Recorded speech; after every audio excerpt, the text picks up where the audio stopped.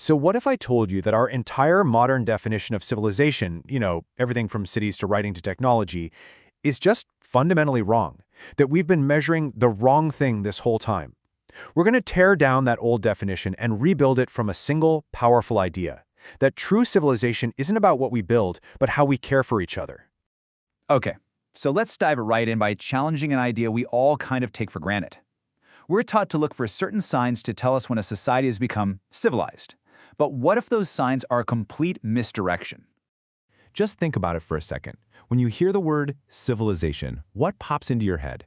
Is it the pyramids, Roman aqueducts, maybe a complex legal system? For most of us, yeah, the answer is tied to these big, tangible achievements. But the argument we're exploring today says that this mainstream definition isn't just wrong, it's a dangerous lie. It's an old idea, really, designed to justify conquest by labeling some folks advanced and others primitive. It's basically a way of celebrating power, not humanity. Right, so textbooks and encyclopedias, they give us this checklist. Do you have big cities? Got an army? How about some giant buildings? A system for writing down laws and taxes? If you can check off all these boxes, hey, congratulations, you've made it. You're officially civilized. But hold on, look at that list again. Are these really signs of human progress? Or are they signs of control? These things measure a society's ability to organize labor, wage war, and dominate its people and its environment. This checklist doesn't measure compassion or ethics. It measures efficiency and control. So if that entire framework is just wrong, then what's the right one? If we toss out that old checklist, where should we even start looking for the true beginning of civilization? Well, the answer is actually much smaller and way more profound. It wasn't with the first king or the first city or the first time someone wrote something down. No, this idea points to a discovery that's way more intimate, found not in the ruins of some palace, but right there in the earth, within our own ancient bones. That's it, an ancient, healed femur, the thigh bone. The anthropologist Margaret Mead famously argued that this was the very first sign of civilization. And honestly, when you understand why, it changes everything. See, in the animal kingdom, and for our earliest ancestors, a broken femur was a death sentence, period. You can't run from danger, you can't hunt, you can't find water, you're left behind. But a healed femur? Oh, that tells a totally different story. It means someone stopped. It means they hunted for the injured person, brought them water, protected them, and cared for them for the weeks or months it took for that bone to mend. This was a rebellion against the law of the jungle. It was an act of pure compassion. And this leads us to a completely new definition. Civilization isn't some achievement. It's not a finish line. It's a process. It is the ongoing struggle to rise above our most basic, selfish animal instincts, the instinct to just abandon the weak and to choose empathy instead. It begins not with a tool, but with a moral choice. Okay, so if civilization is really just about choosing compassion, why is human history so unbelievably full of cruelty, conflict, and just barbarism? Why is this choice so incredibly hard for us to make? The argument is that this struggle isn't external, it's internal. Every single one of us is a walking paradox. We have this capacity for incredible love and generosity. That's the angel.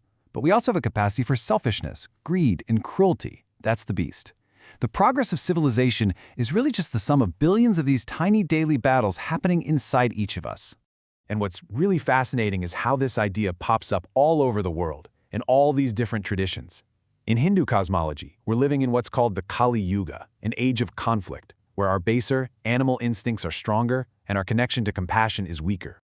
Or in Christianity, the Apostle Paul just perfectly captured this inner tug of war.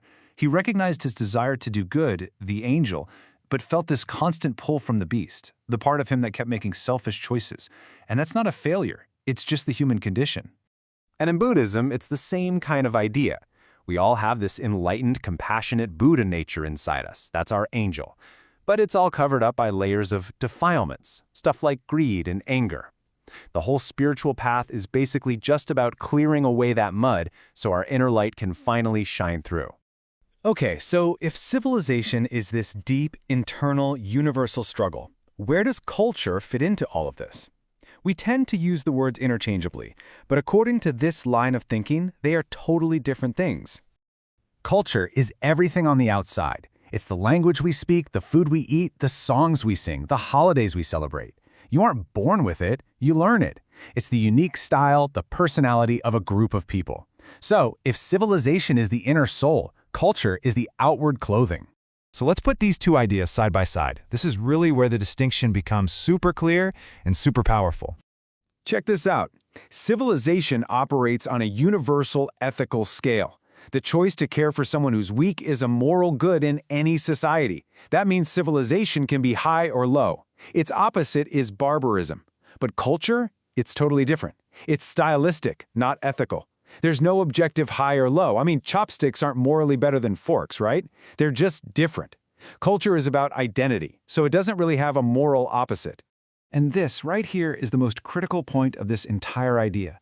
A society can have breathtaking art, magnificent buildings, deep philosophy, a high culture, and still be deeply, horrifically barbaric. Its beautiful clothing can be hiding a cold, cruel soul. Just think of any empire that produced stunning art while brutally oppressing people. Their culture was high, but their civilization was low. This all brings us to one final and pretty crucial warning. Once you get the difference between the soul of civilization and the clothing of culture, you start to see this trap that so many of us and so many nations fall right into.